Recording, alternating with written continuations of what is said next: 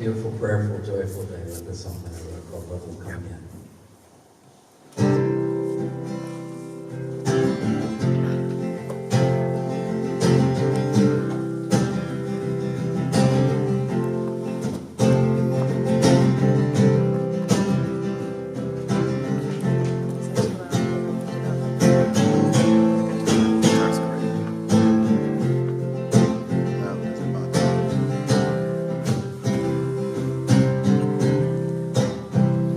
With a radiant glow on her face,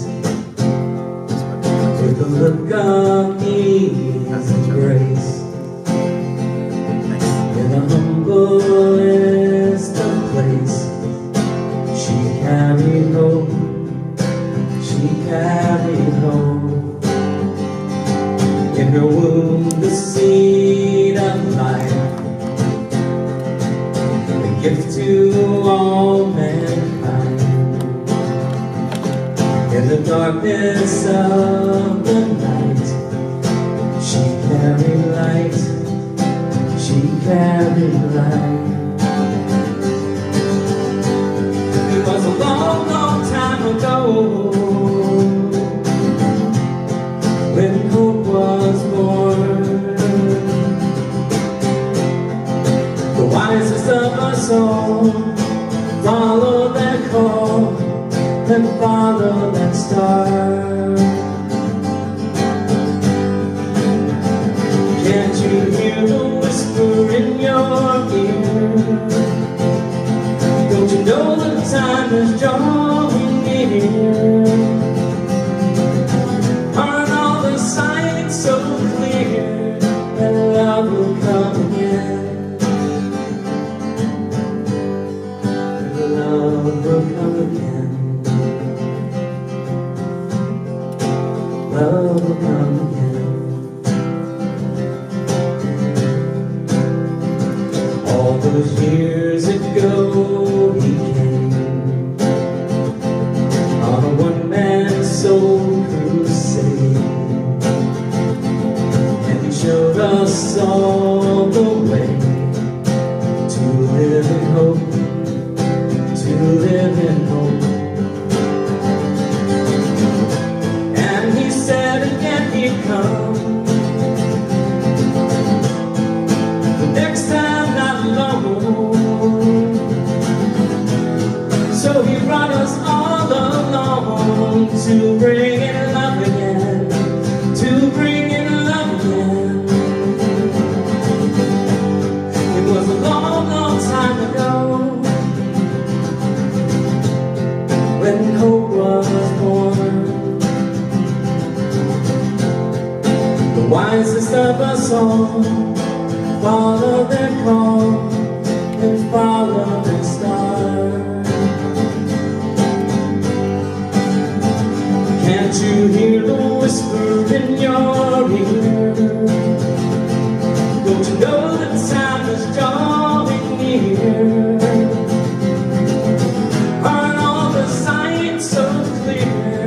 That love is here again.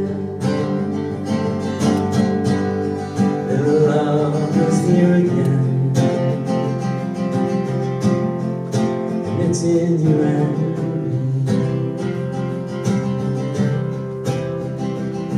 With a radiant glow on her face, with a look of ease and grace,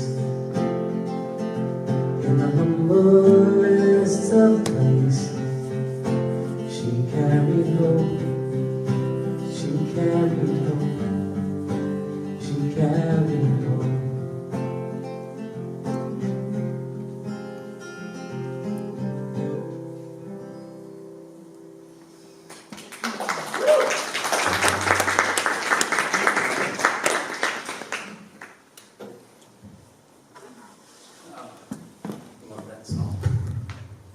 Say some of my stuff.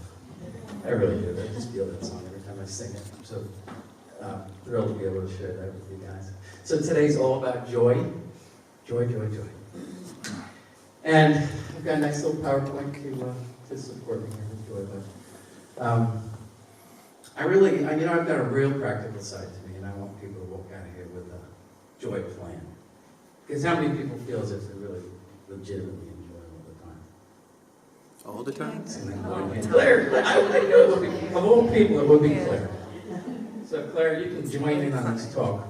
You see that, because I do believe that you are enjoying the majority of the time. But for most of us, I think we slip away. We start to fall away from joy. And that's what this talk is all about, is trying to find out what is going on when we're not enjoying. So I think I have my clicker up here. Let's go grab it.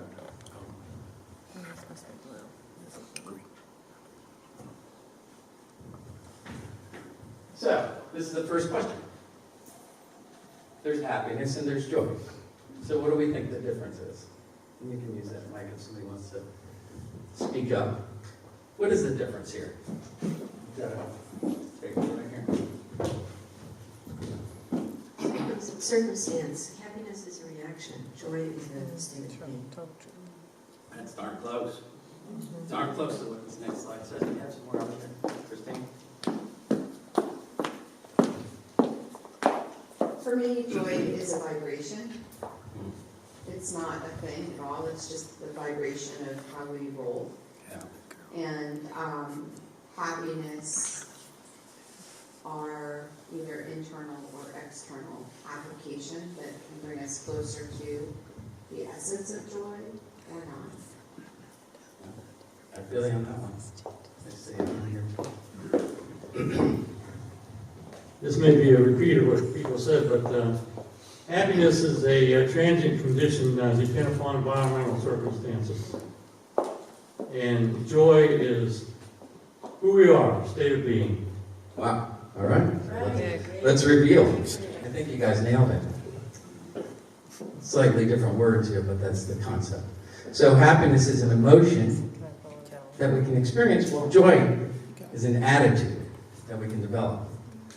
So you see why this is an instruction kind of talk today, because it's an attitude that we can develop. So the word develop clearly indicates that it's something we need to work at. I think Claire has something here. Well, joy is in your heart. It's a frequency in your heart that you feel through the whole world. You gotta repeat that, Claire, with the microphone. For me, joy is an inner work. It is the heart that pulses on the life force of understanding that you're one. Everybody here know Michael Beckwith? Spiritual leader at Agape. Love him. Fantastic speaker. If you ever get the chance, I'm sure you do. So he says that when we're not experiencing joy, we are out of alignment with our soul. Think about that. So what does that mean? What does that mean? To me, it means that our soul's essence is joy. It already is joy. And that when we're not in alignment, that's when we're experiencing something other than joy. So we already are joy. That's the essence of our soul. Now let's see what Jesus had to say. Oh, I forgot my little baby. This little baby is proof that we are joy. Because before all the crazy stuff happened in our life, this is who we all were. So it's not so much figuring out how to become joy. It's figuring out how to get rid of the stuff that took the joy away. Because we already are joy. So Jesus, these things I have spoken to you, that my joy may be in you, and that your joy may be full. It's clear that Jesus wants us to experience joy. Some interpret a lot of the Jesus story, especially with the crucifixion, as that there's an encouragement for suffering. And a lot of people interpret formal religion that way, that suffering is somehow a good thing. But Jesus never asked us to hang on the cross. Jesus never asked us to suffer. He asked us to experience joy in life. And the fact that he suffered for that makes it even more sweet that we should experience joy for the sacrifice that was given to us, because that's what he really wanted for us, like any father would for their child. So, you ever find yourself chasing joy? Yeah. How's that work? Not too good, right? You really can't catch it. It's very, very elusive. Because it's a state of being that you can't really get to it by chasing it.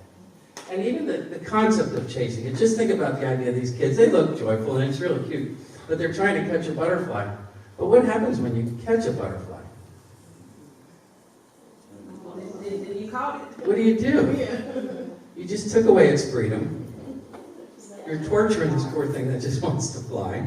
It's not a state that we really want. Joy is different. Joy is this, and this was said earlier, it's a vibration.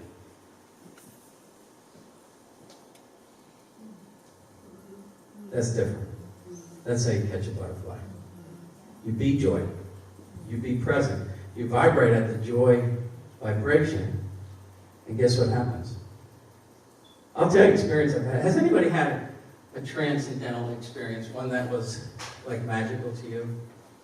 Where time and space and everything just transformed and you felt this unbelievable joy and connection with everything? I see a lot of heads nodding. We've all had those fleeting moments. Yes, sir. You want to share something? Yeah. Yes, I was with some friends. Oh, thank you. This is years and years ago. I think this may be the first time this happened. I don't know. But I was getting gas, putting gas in the car, and as soon as I picked up the nozzle, it squirted gas right in my eye. So I put the gas. I don't know if I just dropped it or what. I ran into the restroom. I couldn't see anything, and of course the smell of gas was overwhelming. I thought, oh my goodness, I can be like a torch any second. And so I was in washing my face, and all of a sudden this realization came over me, and I just started laughing uncontrollably. I was so happy, and I realized this doesn't matter. You know, it was really. I came back to the car and I tried to express my joy to everyone who just didn't get it. Yeah. Well, you're yeah, get squirted in the eye with gasoline. But you're foreshadowing some of the principles that we're going to talk about there. It's amazing. We'll circle back to that when we get into the heart of this. There is definitely something there. Absolutely. I'll tell you the most profound joy moment. I've had joy moments throughout my whole life. Those magical moments you drive down the park, everything perfect. It's just like, oh my God, this is just the greatest feeling in the world. But the one that's most profound for me is when I was sitting on my back porch writing a song. And I just had this little melody going. The song is called Won't You Talk to Me? And it's really about communion with nature. And while I was writing this song, the cows came up. And they were tuned in, they were listening. And they were really just kind of enjoying it. But I understood that because cows have ears, right? So it makes sense that the music would, here's the joy vibration, here's what happened that was magical to me, because I legitimately felt the vegetation life tune in. I felt it. And I felt the shrinking of time and space, and I felt that connection, that there's a consciousness in nature that didn't need ears to hear this, to feel this music. And that was a joy moment. I wanted it to last, but these things are fleeting and come and go. But that was a magical time for me.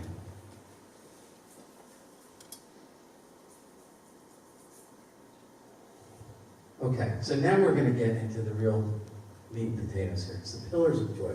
These are some of the foundational items that are important to have in your life to really understand joy. So I did some research, and Noah Bruschetta, this is actually from secular Buddhism.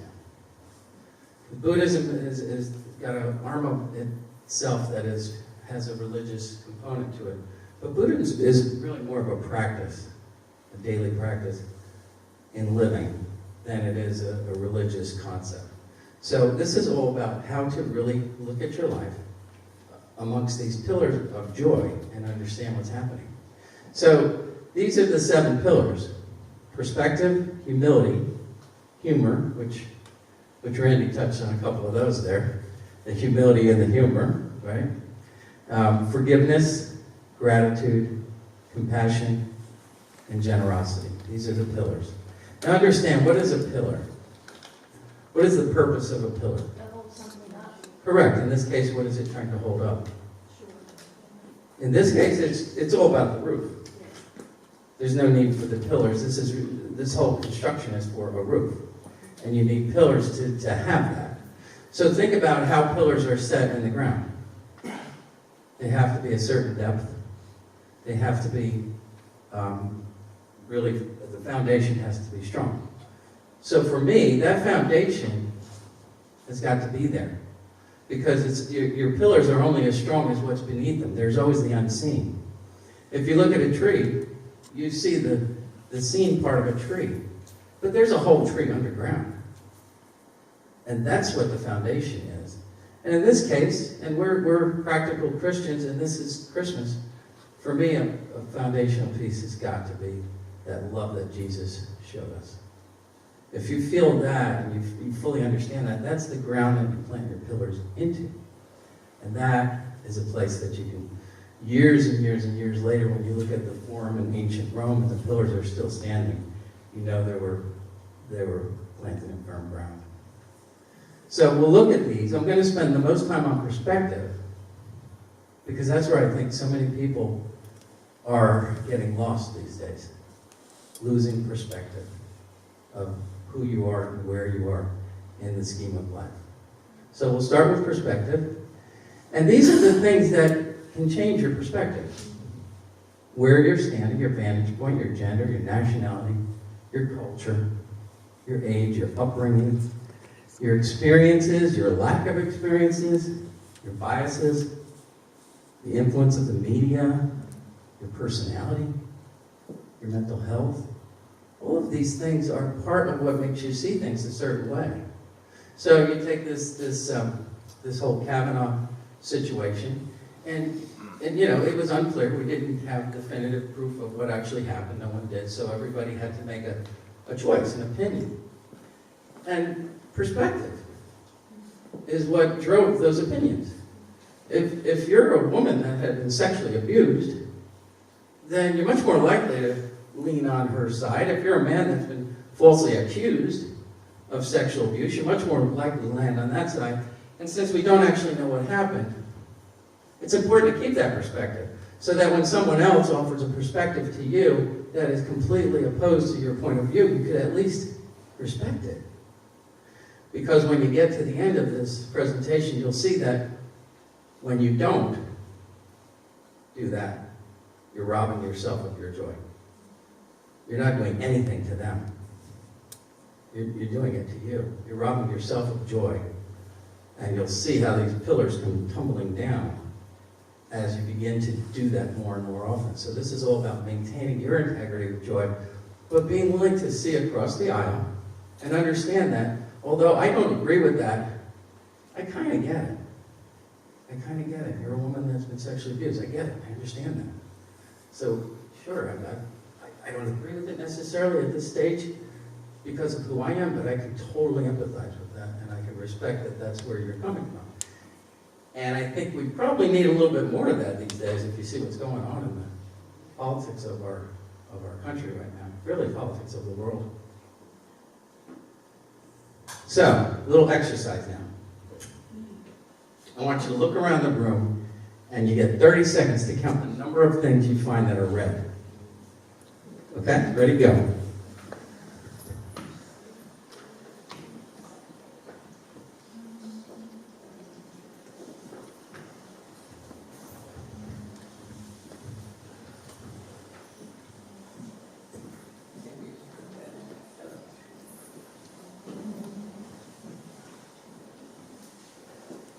Okay, 30 seconds is up.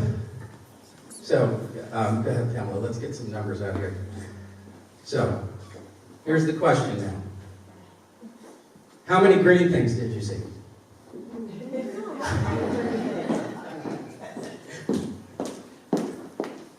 Of course, you're going to try to ruin my joke here, aren't you? I know you are. You probably did this before. Everything I saw has red in it. Oh, It's just a matter of how much red you see in it. Interesting. Very good. Not the answer to how many green things did you see, but that's a great answer.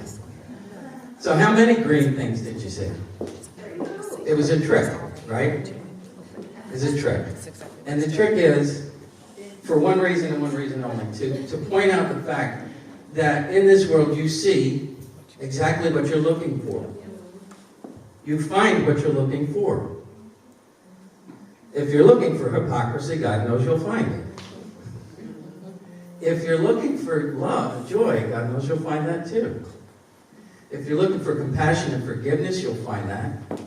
If you're looking for an argument, there's plenty to be had. You get what you're looking for. It's based on the perspective that you bring and what your goals are. So, have we all seen this one? Yeah. Everybody see the old lady? Does anybody not see the old lady? Do you see the young lady too? Okay. Perspective. Perspective. Same exact drawing.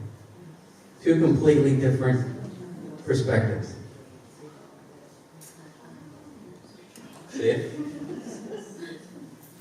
Oh yeah, I hear oh yeah now. Takes a minute. Just follow the notes and you will see something. Here's another one. I'm sure you've seen something like this. Okay? All right. So, if you're the guy on the right, with 100% absolute certainty, you know for a fact that you're willing to argue over this point, that you're looking at a W. You know it. You're looking right at it. It's a W. And I'm willing to fight the guy across that says it's not. And the guy on the left is the same.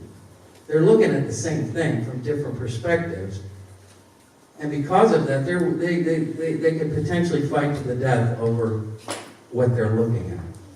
But it's not what they're looking at that's different, it's where they're standing that's different. That's the key there, the perspective.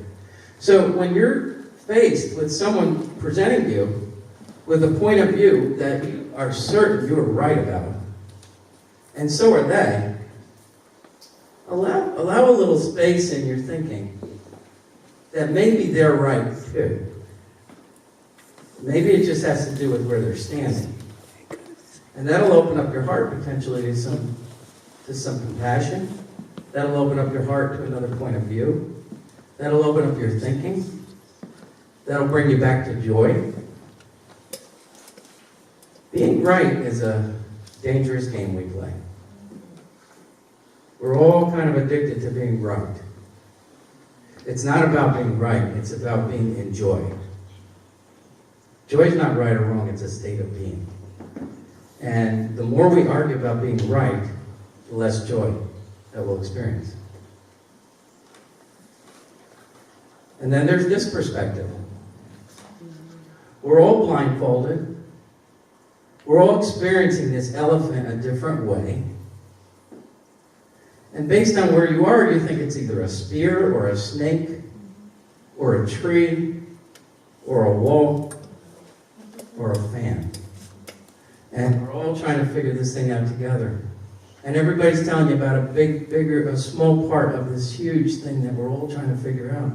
And they're saying, hey, from where I'm standing, it's this. Now, I wouldn't want to be the guy in the back because eventually he's going to discover something else.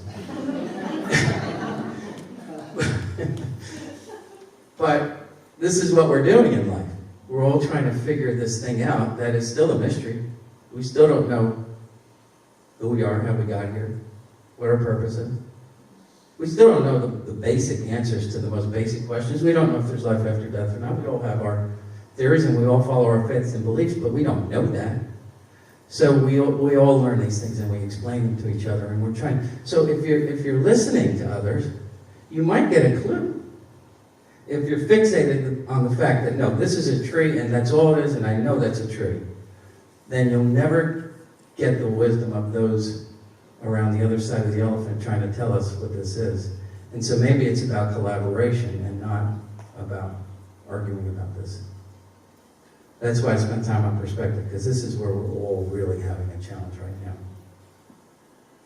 Now, humor and humility are a lot of fun. This makes life joyful.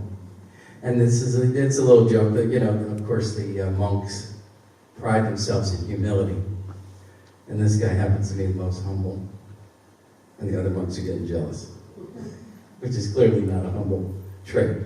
But it's life, it's funny. You talk about judgment, and then you find yourself judging the judgmental. It's all a mirror. It's just a funny hall of mirrors that we live in as we continue to see ourselves in others, and we judge the things in others that we want to really fix about ourselves, because we're all one collective whole, right? So humor and humility go a long way in seeking joy. Humble in the sense that letting go of being right and just not having to be the smartest guy in the room and the one who's always correct. And humor is just, next time you squirt yourself in the eye with gasoline, I want you to remember this. Okay. The next two are forgiveness and gratitude. They go together hand in fist. And Steve Maraboli is a motivational speaker, and he put it very nicely. If forgiveness is medicine for the soul, then gratitude is vitamins. So if you have enough gratitude, if you have enough vitamins, you don't need medicine, do you? Right? If you have enough gratitude in your life, and you practice non-judgment, then what's left to forgive? Right? There's no forgiveness necessary if you use preventative medicine. And that's what gratitude is all about. But many of us have not feasted on enough gratitude, and many of us have forgiveness work to do. This is a really good time of year to do it, isn't it? This is a great time of year to do it. We all hold things against people. But what are we holding? What are we holding against people? Judgment. Right? We've judged them. They did something wrong. And I'm going to judge them. And you know what? Maybe they did. Maybe they did. I'm not going to say they didn't. But the point is, and this is hard, this is very hard to do. Who are we to judge? We don't really have the vantage point to judge. You have to be at the highest perch to see the bigger picture, to know whether or not that incident in your life was a blessing or a curse. Because I really believe that everything is a blessing. I really do. You know why? Because I think God's got this under control. I think God knows better than me. I think God's got a better perspective. And I don't have that perspective yet, so that's when I have to trust it. Do I need a new mic? Yes. Yes. Okay. We'll try.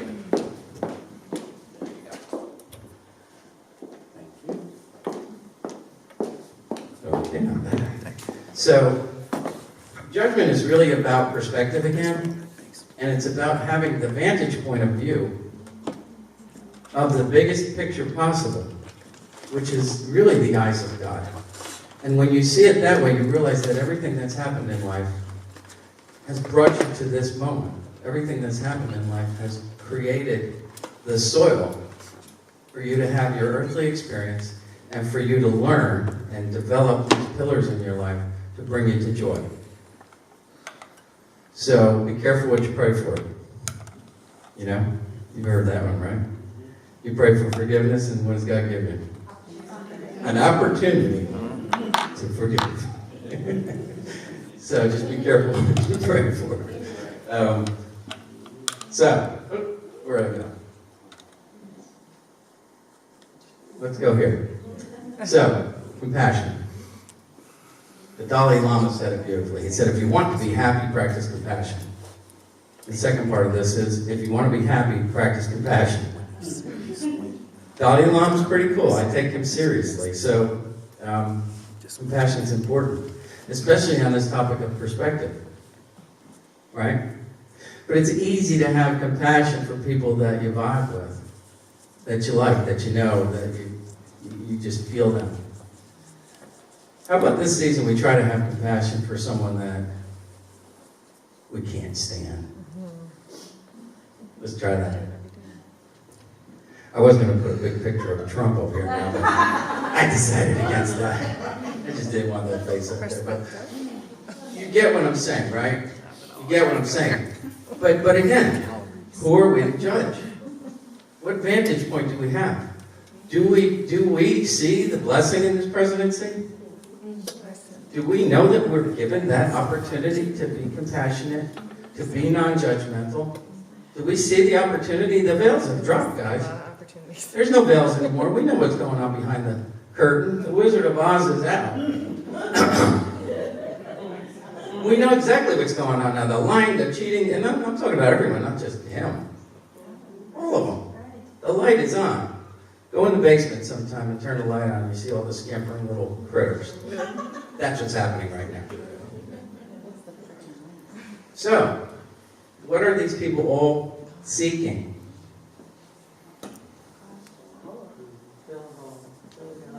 Be free of suffering. Understanding. Keep going. What's today's topic? Joy. That's what we're all seeking, right? So these people that are out doing all their philandering and everything else, the goal of everyone is the same. We want joy. So perhaps these people have lost their way. Is that possible? Perhaps they've lost their way. Perhaps they think that the money and the greed and the selfishness and all that is their attempt to get joy. They need to feed on all this because there's no joy in them. Right? Think about that. Generosity is the natural outward expression of an inner attitude of compassion. So when you're compassionate with someone, then the generosity is an expression of that. It flows from there. So let's be generous this holiday season with those that we disagree with. Let's be generous with our heart and send them what they need most. Because when you're void of love, what do you need? Right? You need love, don't you? And what are these people getting? They're getting the opposite of love. That's exactly what they're getting. So maybe we try something a little different this season. Maybe we actually pay attention to Jesus' words one time and practice the most difficult thing he asks us to do, which is to love our enemies. That's not an easy one, is it? But he said it, and he did it. Pretty good example, right? Now, here's an important thing to remember. Ebeneezer Scrooge, right? This is proof that you could amass all the money in the world and that's not going to bring you joy. That's a happy face. You like that face? You could amass all the money in the world and it won't necessarily bring you joy. And you could be poor and live in joy. Or anywhere in between. This is not a function of money. It's a function of attitude. And Ebeneezer Scrooge had a big experience. So how many people feel as if they have been robbed of their joy lately? Did you ever feel that way? Oh, I was doing so great, and then I turned on the news. I was doing so great, and then this happened. Or that happened. And I've been robbed of my joy. Yep. Remember this if you remember nothing else. No one can rob you of your joy. That's yours. That's your attitude that you get to choose in any given moment.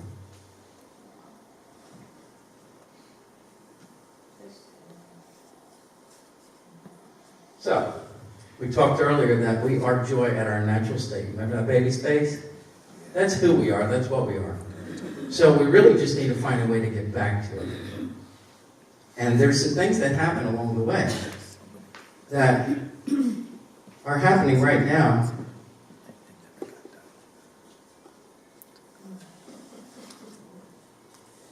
Just look at that slide now.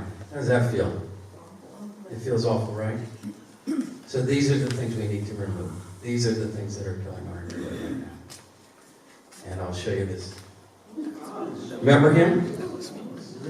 That's the Grinch. Yeah. there's a lot of this going on right now, and it's really nice people. They've lost their way. I've found a lot of really nice people that have lost their way because they're so wrapped up in judging and hating and all these things that they've lost their way. So we don't need to do that. This is where I need Melvin's help, because this is a very funny, interesting little young man that thought it would be fun to... Ready? Yeah. He thought it would be fun to play Jenga with a real building. So, one by one, he took all those stones out. And his goal was to do that. So this is a metaphor. Хорошим другом.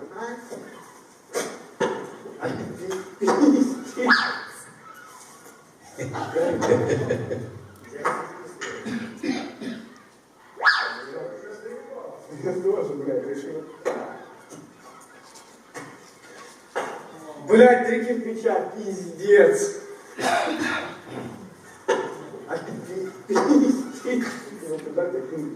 Keeping the concept of pillars alive here. It only took one pillar to collapse the whole building, right? Now he did that consciously. We do it subconsciously. When we allow those feelings of judgment, hatred, all those feelings, we do that all subconsciously. But the point is, it's being allowed, one by one, brick by brick, until a pillar falls. Yes. Hey, switch mics. Switch mics. Back to the other, please. Okay, I can do that.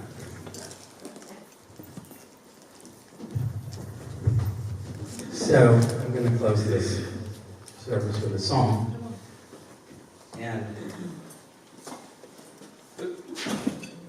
so this is really more than just a song. It's actually an assignment. If you're really, really, really serious about finding joy back in your life, then let's really try to do what Jesus asked us. And the song is called Love My Enemy.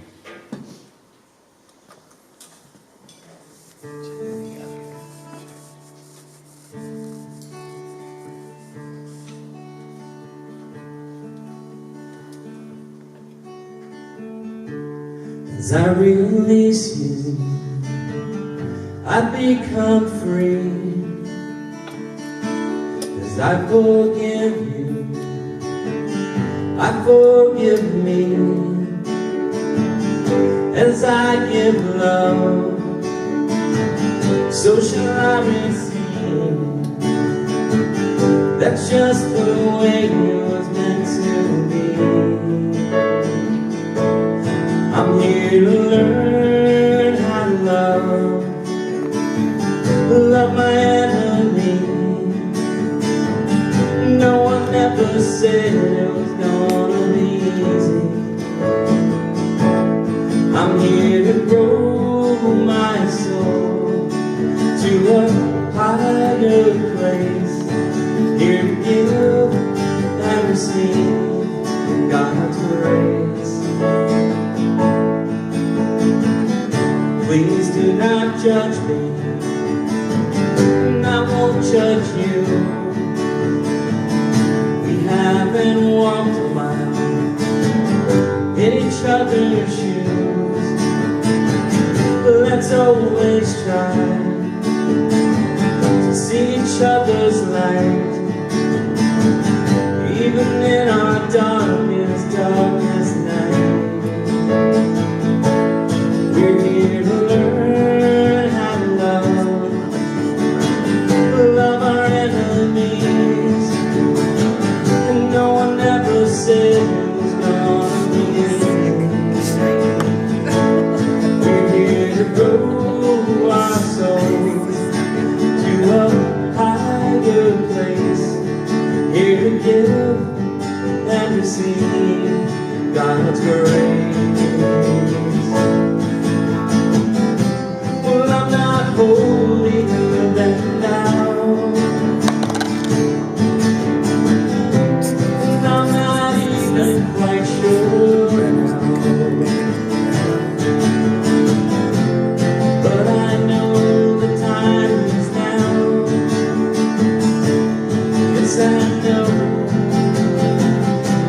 time is now. It's time to learn how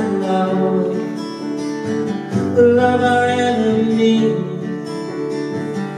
No one ever said it was gonna be easy. We're here to grow our souls to a higher place. Here to give and receive God's grace. We're here to give and receive God's grace.